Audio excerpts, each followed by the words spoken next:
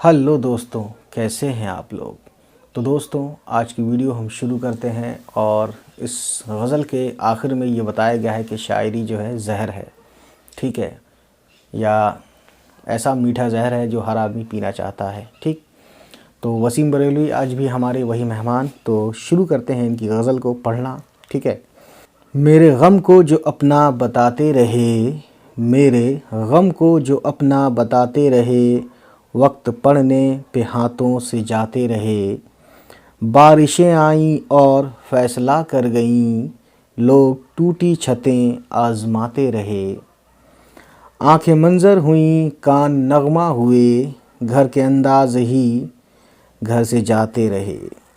शाम आई तो बिछड़े हुए हम सफ़र, शाम आई तो बिछड़े हुए हम सफ़र, आंसुओं से इन आँखों में आते रहे।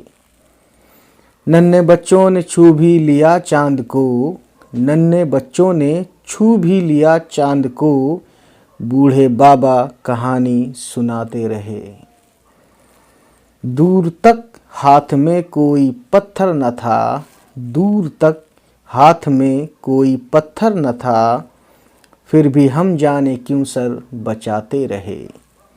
शायरी जहर थी क्या करें ए वसीम, शायरी जहर थी क्या करें ए वसीम, लोग पीते रहे हम पिलाते रहे।